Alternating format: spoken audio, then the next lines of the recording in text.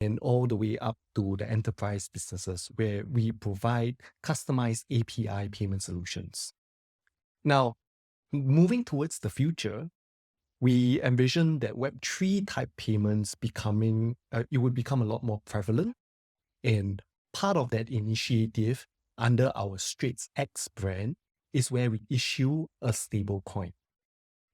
So in our payments business here in Singapore, we have one major payment institution license, and we have 3 in principle approvals for digital payment token services. That's where the StraitsX stablecoin issuance business would fall under. And we've been very, very fortunate that our customers have been really receptive to the use of our stablecoins. So to date, when we first launched our stablecoin to now, in about a short span of about 3 years, we're looking at about 7.9 billion XSGD transacted on the chain. And we are across 4 chains now: Ethereum, Silica, Hedera, and Polygon. So that's kind of where we are. And I think the focus of today's conversation will be a lot more around our stablecoin and Web3 payments in general. Really happy to share our experience. That's really impressive. First you. off. And, there's so much talk about when you think of stablecoins, you think of primarily, I think most people think of USD-backed stablecoins. Yes. And what you've discussed SGD. Yes. And you guys also have another stablecoin that's backed as well. Can you tell us a bit about the significance of having these sorts of diverse currency-backed stablecoins? Exactly. So Jamila, we are a payments company focusing on Southeast Asia. So here in Singapore and in the region, the Singapore dollar has proved to be one of the currencies that have a lot of trust amongst the people here in Southeast Asia. There is, of course, always the recognition of a US dollars-backed stablecoin, of which you've mentioned. I think there are quite a few out there. For us, our focus on our customers has been around Singapore and Indonesia, and so therefore our Singapore-backed stablecoin. We have a rupiah-backed stablecoin, XIDR, and soon to come we'll be issuing a US dollar stablecoin just because some of our customers want to now start transacting internationally. So it really is a matter of addressing the needs of the market, of the people here. Exactly. Yeah. Do you think that that is something that you guys may expand even more to include even more currencies in the portfolio? So Jamila, it's funny you ask because I think in our conversations prior to this, we talked about the genesis of why did we even issue a stablecoin, right? As I've shared, we are a payment service provider. Now, some of our customers are on the Web3 space. So they used us for our fiat payment collections and fiat payment sending.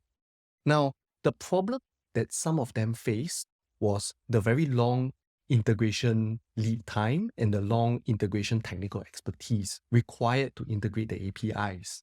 So I think that was kind of the aha moment for us because we were thinking, okay, so these Web3 natives, what do they do? I mean, the fact that they are Web3 natives, they already integrate tokens on the ERC20 standard. They integrate this as part and parcel of their Web3 business, whether be it they are issuing some sort of NFT, whether be it that they are a crypto exchange or offering exchange services for different tokens. So the aha moment for us was, what if we offered our fiat payment channels, but put it in a format that helped them integrate it so much easier, as if it was just one of the other tokens that they are very accustomed to dealing with. So that's where we first launched our payment service as e-money, and then putting the e-money on the blockchain, and thereby creating this stable coin. And so that was the start of our journey.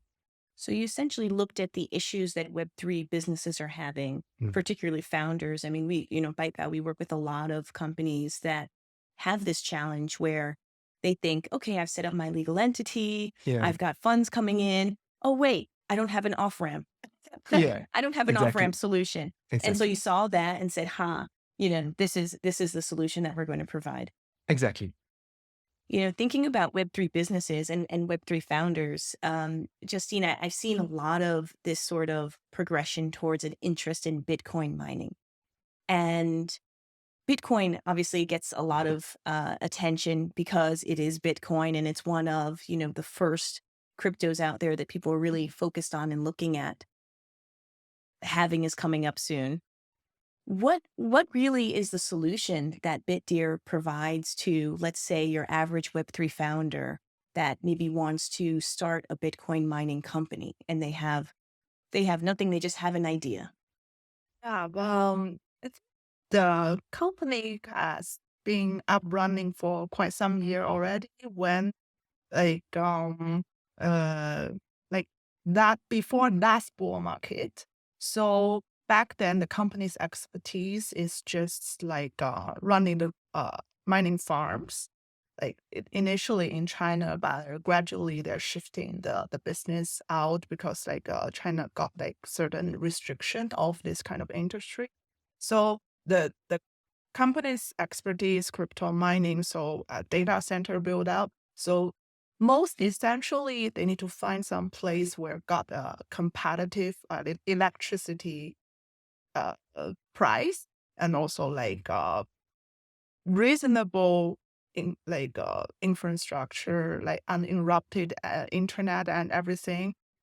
So the company chose to set like the mining farms initially in US and Norway, and in between is like some Southeast Asia country, and then recently Bhutan. So I understand the major profit making part is like proprietary mining because we own the machine, we own the farms, and they're just like you mine and you get the harvest Bitcoin and then just get it liquidated. That's how you're making money. But I really like the idea of like this kind of a mining farm because essentially it's a data center, but we call it mining farm because as a farmer, we own many farms. Like we plant our own trees and then we harvest our own apples, oranges, whatsoever. But we realize we have like extra capacity where we can say, oh, you have trees, but you don't want to, maintain it.